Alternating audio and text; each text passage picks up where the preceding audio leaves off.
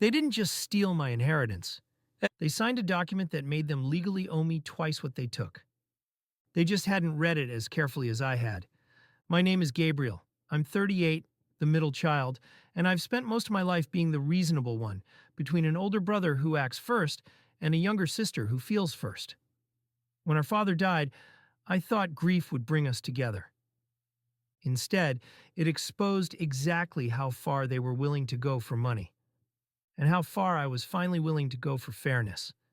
This is the story of how my siblings stole my inheritance, until I found one clause in our parents' trust that turned their little family arrangement into the most expensive mistake of their lives. Our parents weren't rich, but they were disciplined. No debt, small house paid off, a rental apartment, some investments, and what my father liked to call a rainy day fund with your names already written on it.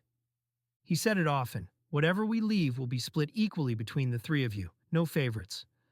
We believed him, we just didn't know that equally means very different things when greed walks into the room. When my mother died, my father went downhill fast. Within a year, he was gone too. The three of us sat in a mahogany-scented lawyer's office, listening to the reading of the trust.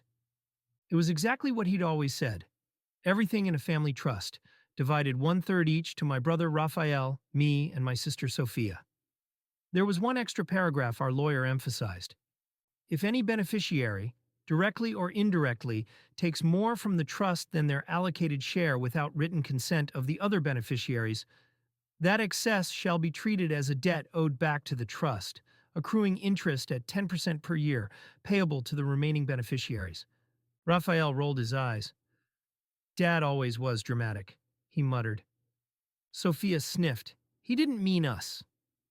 I did what I always do. I highlighted the clause and filed it in a folder labeled Important.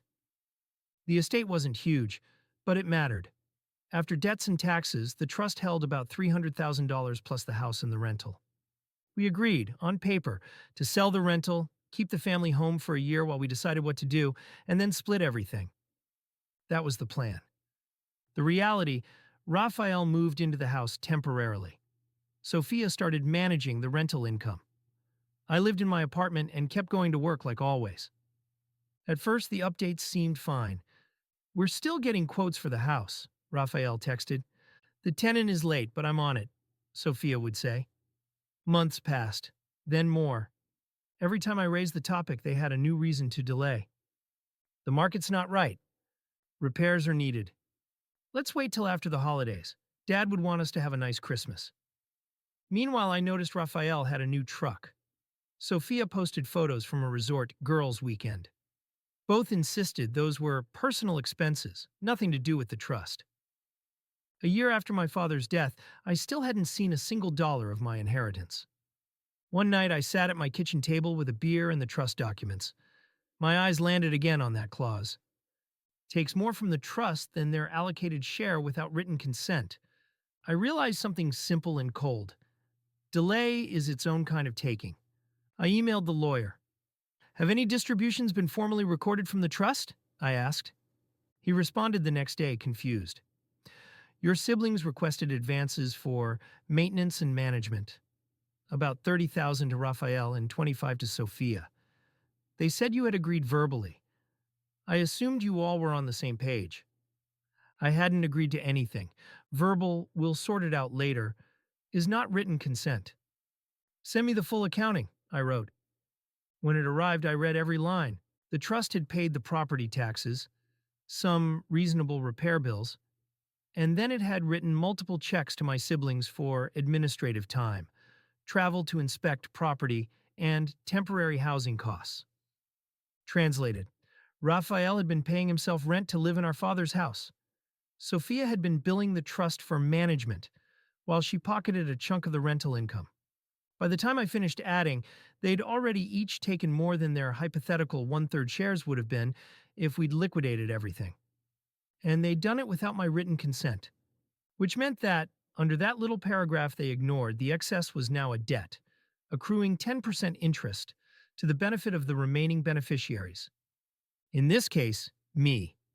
I had a choice: explode in a family group chat and let it devolve into insults, or do what my father trained me to do: read the fine print, then move like a surgeon, not a grenade. I chose surgery. I asked the lawyer to set up a meeting with all three of us. In the conference room, Raphael lounged like he owned the building. Sophia sat with her arms crossed. "Why are we here?" Raphael asked. "We told you the market is—" I slid the accounting sheets across the table. "These are the distributions you've taken from the trust without my written consent," I said. "You've each already exceeded what your final share would be." Sophia frowned. "It's not like that. We're just taking advances. It all comes out even." I tapped the highlighted clause.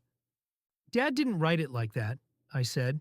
"This trust treats any excess as debt, at 10% interest, owed back to the trust for the benefit of the other beneficiaries." The lawyer cleared his throat. "He's right," he said. "Legally, what you've done triggers the penalty clause. If Gabriel pushes this, a judge would likely treat those amounts as loans you owe back, plus interest, or reduce your future inheritance to compensate." Raphael's face darkened. "You're really going to screw your own brother over paperwork?" "No," I said quietly.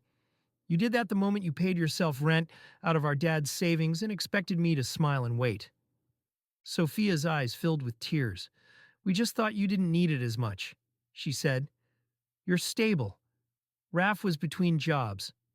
I have the kids." "I'm not punishing need," I said. "I'm protecting principle, possibility. If you come to me and asked, we could have agreed on something fair. Instead, you decided your reasons mattered more than my rights." Silence. The lawyer spoke again. "We can handle this two ways. Gabriel can pursue full enforcement, court, formal repayment schedule, liens if necessary, or you three can reach a private agreement that respects the clause without turning this into a public war." I looked at my siblings. "I don't want to ruin you," I said. "I do want you to understand that Dad wasn't stupid when he wrote that paragraph. He'd seen enough families ripped apart by little advances that turned into massive resentments. Here's what we agreed eventually. After shouting, crying, and a few dramatic exits, the house would be sold within 6 months, no excuses. The rental would be sold too. None of us was responsible enough to keep it jointly. From the total proceeds, Raphael and Sophia's advances plus 10% interest would be subtracted from their shares, not mine. Whatever remained would be split 3 ways. When the dust settled, they each walked away with far less than they had expected. I walked away with roughly double what I would have gotten if we'd split everything equally from the start. Did I feel triumphant? A little. Mostly I felt tired and strangely at peace, because the real victory wasn't the extra money. It was refusing to accept a version of family where the quiet sibling gets whatever scraps are left after everyone else finds their justification. Today, the trust is closed. The house belongs to a new family. The rental is gone. We don't do big holidays together anymore. Painful, but honest. I used my share to pay off my own mortgage and set up a boring, conservative investment account labeled Dad's Lesson. Here's what that lesson really was. If you ever share an inheritance, do 2 things. Read every clause and treat "we'll figure it out later" as the red flag it is. My siblings tried to steal my inheritance. What they actually stole from themselves was the privilege of believing I'd always stay quiet.